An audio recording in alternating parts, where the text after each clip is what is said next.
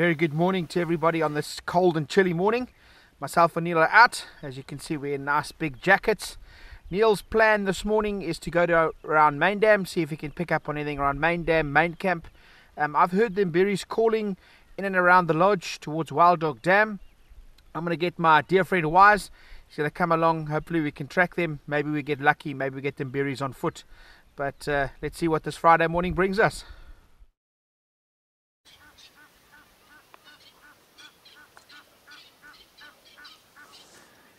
Morning everyone, I've just got to Main Dam. I've just got 5 of the Naru females. They just had a quick drink at the dam. They're on the dam wall at the moment. You can hear the baboons alarm calling in the background. Looks like they've seen something here. You can see they've all become very alert, ears forward.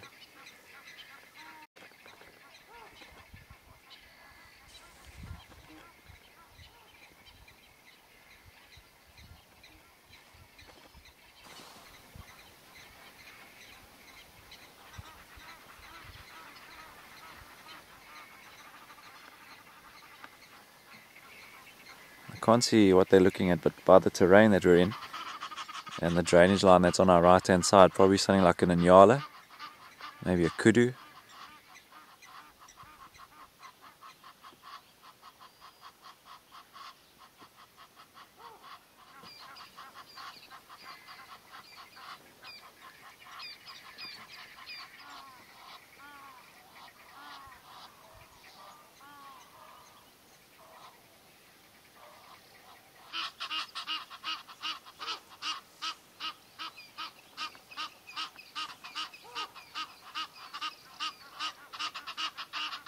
See how one female is breaking away from the pride. She's going to split up and probably loop around and try and set up an ambush possibly.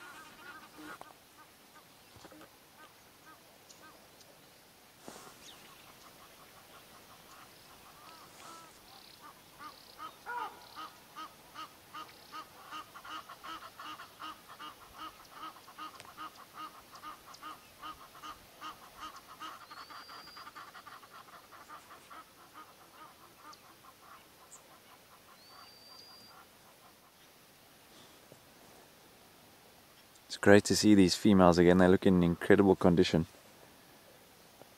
And I'm sure they were making their way back to the cubs before they bumped into whatever they're stalking here.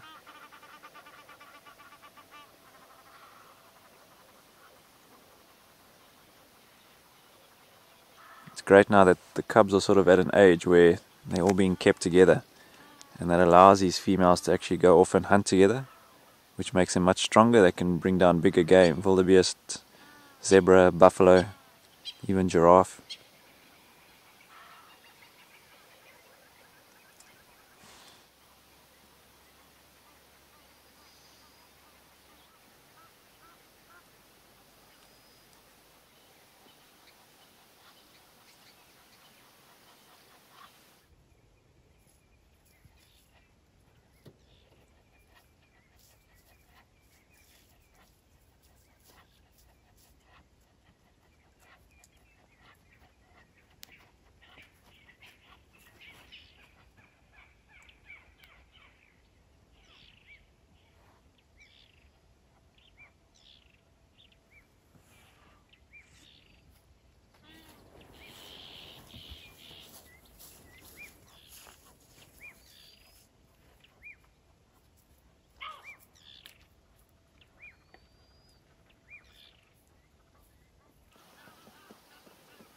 One of the younger females getting a bit impatient. She sort of moved further down towards the drainage line side.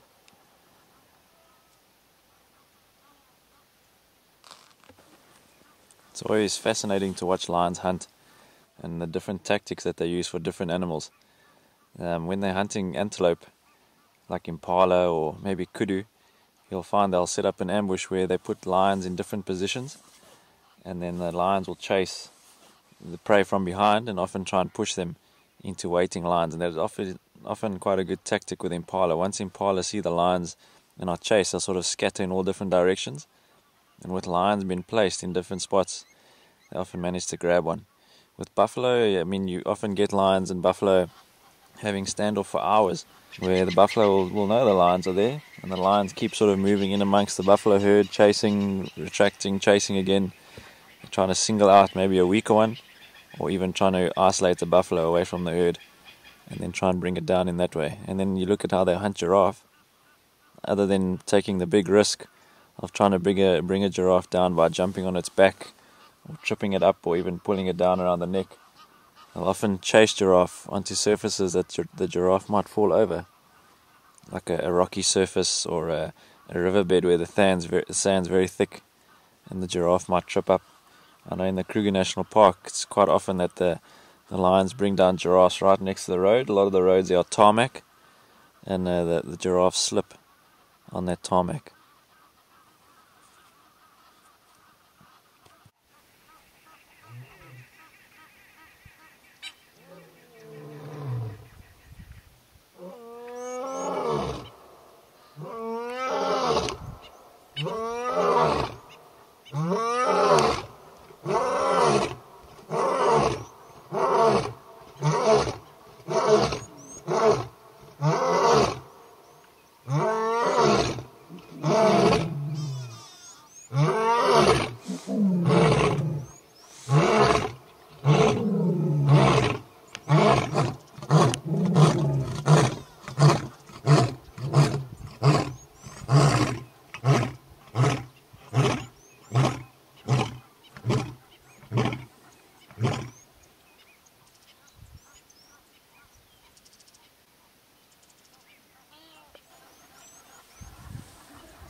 Not a bad entrance from the red road male. Beautiful setting as he's walking up here.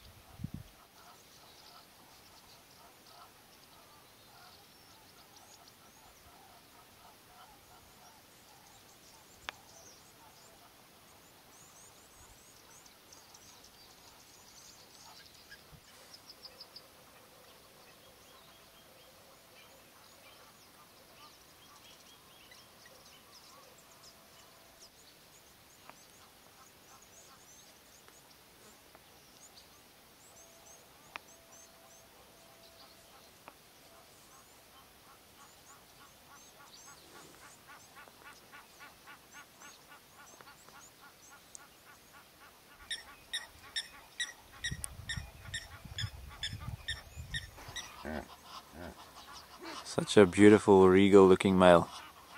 This guy just seems to be getting more handsome, more bigger every time we see him. A lot of people have asked about his name, the red road male. He does have quite a gingerish, reddish tinge to his mane, but that's not where the red part comes in. There is a road up near our main gate up at the north. It's called Red Road, and for a time on this reserve there was a pride up there called the Red Road Pride, and he came from there, and that's where the name Red Road male came from. So it's got nothing to do with the colour of his mane.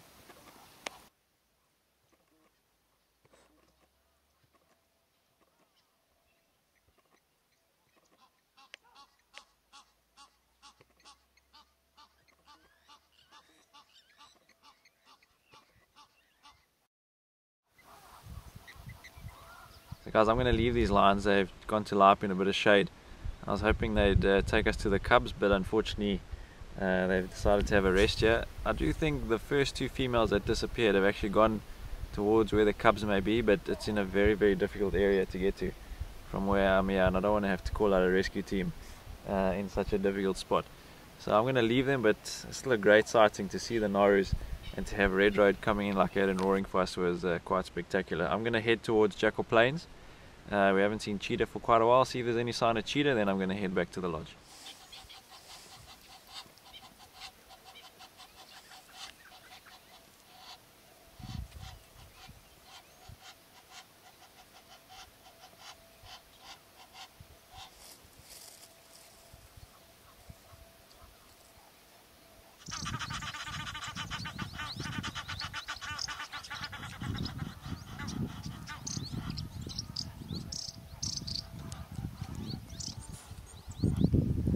A few hippos out the water here at Main Dam. You can see a mom and her calf on the left here, a very small calf.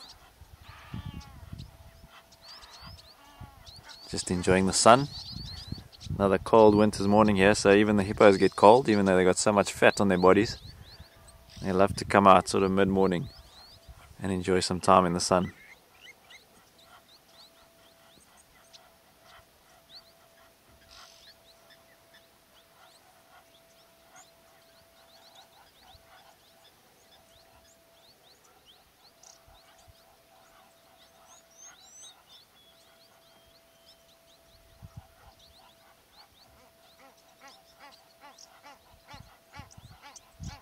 It's amazing how short their legs are. These hippos, for an animal that weighs between 2 and 3 tons, fully grown males, to have short little stubby legs like that just shows you how strong the bones must be to support all of that weight.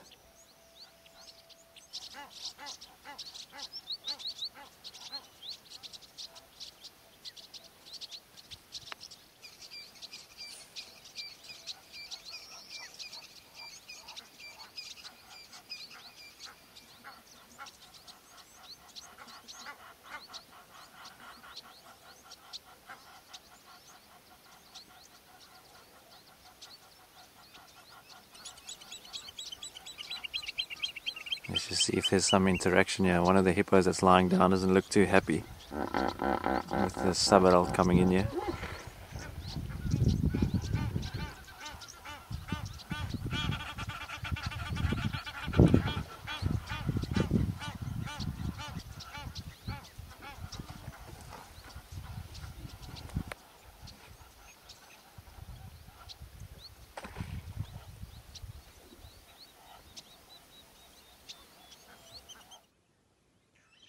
Just found some more tracks of them berry pride. They've crossed out of the area where we thought they were. They're actually moving towards our lodge. So Wise and I are going to track these guys now, see if we can find them. The tracks go all the way up the road in a northerly direction. Got Wise on the front with more of those tracks of those berries. Just check the water here around Pump House. Now we're going up towards Panicums. We're still on these tracks. They've gone through a burn section. We had quite a big fire here the other day. Tracks seem to have split up, so we're not sure why the berries have split up. Wise thinks maybe a big male has come in and maybe chased them and split them up. So we're going to follow and maybe we get lucky. Still trying to put the pieces of the puzzle together here. We've now found tracks again for one male. We're starting to believe that maybe this pride has definitely been split up by males coming in or something like that. So we're just still trying, we're still not giving up. We've been on this trail for about 3 hours now. Let's see what we can come up with. We're still on these big male tracks. Found them again. Looks like they're pretty fresh. Wise is still on the tracks of these two male lines. Look like they're going back north, maybe back towards Kokomoya side. Yeah, we're just doing the ending of the trekking skills. We track the berries, but no luck because they chase with the open males. So they're coming from the northern side. So they just want to take this area here. We tracked it more than 3 hours. We found where they chased the berries. They run all over around here. And the sun is very hot. It's not easy to find, but we try. Maybe we'll head them roaring tonight. Yeah, thanks Wazi. Yeah, just a great ending to a fantastic morning. Wise and myself were on foot most of the time. Neil was in the vehicle. He was around Main Dam. He got the Nauru Pride. But what an awesome trekking morning. Thanks, Wise.